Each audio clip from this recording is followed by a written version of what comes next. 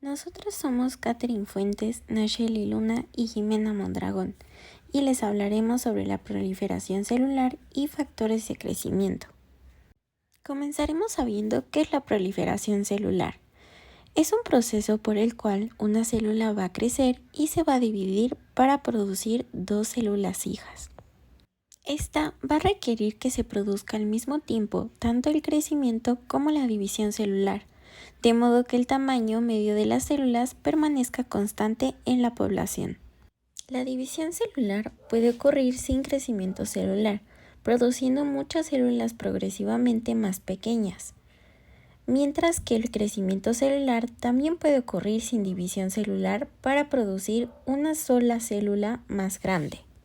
Sin embargo, la proliferación no puede ocurrir sin la existencia de ambos factores mencionados. Por lo tanto, es importante saber que el número total de células en una población va a estar determinado por la tasa de proliferación celular menos la tasa de muerte celular. El ciclo celular es el nombre con el que se le conoce al proceso mediante el cual las células se duplican y da lugar a dos nuevas células.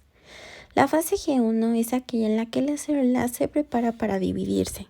Para hacerlo, entra en la fase S, que es cuando la célula sintetiza una copia de todo su ADN, y una vez que se dispone del ADN duplicado y hay una datación extra completa del material genético, la célula entra a la fase G2, cuando condensa y organiza el material genético y se prepara para la división celular. El siguiente paso es la fase M, cuando tiene lugar la mitosis. Es decir, la célula parte las dos copias de su material genético entre sus dos células hijas. Después de haber completado la fase M, se obtienen dos células, de donde había solo una, y el ciclo celular empieza de nuevo para cada una de las células. Los factores de crecimiento son señales bioquímicas capaces de modificar la respuesta de las células del organismo y van a estar involucrados en el control del crecimiento y también la diferenciación celular. Existen muchísimos tipos de factores de crecimiento diferentes. Muchos de estos factores se encuentran en la sangre, especialmente en las plaquetas. Además, la síntesis de los factores de crecimiento se encuentran mediados por los receptores de membrana específicos en la superficie celular, sobre los cuales, a su vez, ellas actúan, promoviendo una proliferación o una inhibición en diferentes situaciones. Se puede clasificar a los factores de crecimiento según su especialidad. El primero es el factor de crecimiento epitelial, que va a estimular la división al unirse a receptores de tiroxina quinasa de la membrana celular y va a causar el crecimiento de los dientes.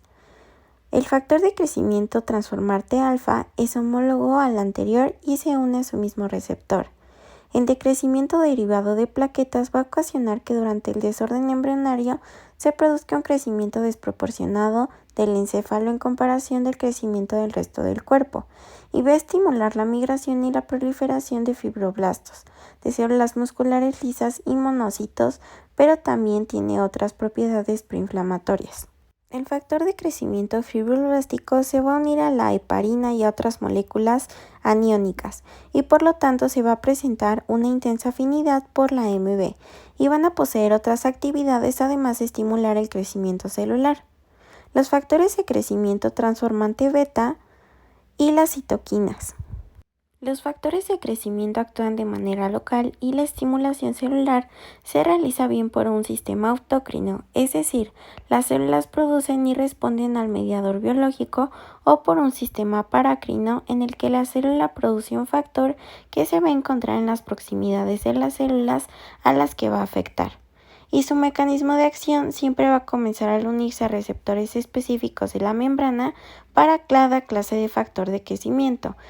Y de este va a existir un receptor o un conjunto de receptores específicos de tal forma que las células respondan a un factor de crecimiento solo si disponen de la proteína receptora apropiada.